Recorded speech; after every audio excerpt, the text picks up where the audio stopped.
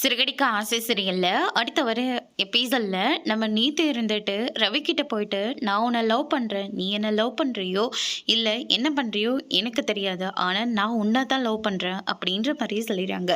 அதுக்கு அடுத்ததா ஸ்ருதி இருந்துட்டு நீ என்ன லூசு மாதிரி பேசிக்கிட்டு இருக்க, நான் தான் அவனோட ஒய்ஃபு, அவனுக்கு கல்யாணம் ஆயிடுச்சுன்னு தெரிஞ்சும் அவனை லவ் பண்றேன்னு சொல்ற வெக்கமே இல்லாம எனக்கு வர கோத்துக்கும் நான் கொன்னா கூட எனக்கு தீராது அப்படின்ற மாதிரி ரொம்பவே கோவப்படுறாங்க. இதுக்காக தான்டா உங்ககிட்ட நான் ஆரம்பத்திலே சொன்னேன், இவெல்லாம் நல்லவளே கிடையாது, இவளுக்காக சப்போர்ட் பண்ணி என்ன பகச்சுக்காது அப்படின்னு நான் சொன்னேன். ஆனால் என்னைக்கிடா என் பேச்சை கேட்டுற, ஆனால் நீ மட்டும் ஒய்ஃப் கிட்ட வந்து வேலை செய்கிறதுக்காக அவ்வளோ கூச்சப்பட்டுட்டு இருக்கேன். உனக்காக தானே நான் ரெஸ்டாரண்ட்டே கஷ்டப்பட்டு தெரியலன்னா கூட பரவாயில்லன்னு சொல்லி ஓப்பன் பண்ணேன், ஆனால் நீ தான் எனக்கு தன்னம்பிக்கை ரொம்ப முக்கியம் அப்படி இப்படின்னு சொல்லிட்டு இவகிட்டே உட்காந்து ஒர்க் பண்ணிட்டு இருந்தில்ல, இப்போ நல்ல பாடத்தை உனக்கு கற்றுக் கொடுத்துட்டாளா அப்படின்ற மாதிரி நம்ம ஸ்ருதி வந்து சொல்லிக்கிட்டு இருக்காங்க. இனிமே உனக்கு எனக்கு எந்த சம்மந்தமும் இல்லை அப்படின்னு சொல்லிட்டு ஸ்ருதி அங்கேருந்து ரொம்பவே கோமா கிளம்பி போயிடுறாங்க.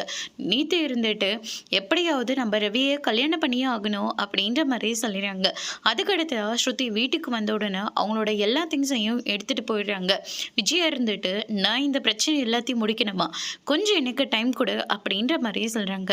எதுக்கு ஆண்டி நான் டைம் கொடுக்கணும், ரவி கிட்ட எத்தனை தடவை நான் சொல்லியிருப்பேன் உங்களுக்கு தெரியுமா, அவனை வேணா கேட்டு பாருங்க, அவளோட கேரக்டர் சரியில்லை வேண்டான்னு எத்தனையோ தடவை சொல்லிட்டேன், ஆனால் என் பேச்சை கேட்காம அந்த ரெஸ்டாரண்ட்ல தான் இருந்தான், இப்போ அவனுக்கே எல்லாமே தெரிஞ்சிருச்சா, இனிமேல் நான் எதுக்காக ரவி கூட இருக்கணும் அப்படின்னு சொல்லிட்டு அங்கேருந்து கிளம்புறாங்க. அதோட பிரம்ம முடிச்சிருக்காங்க.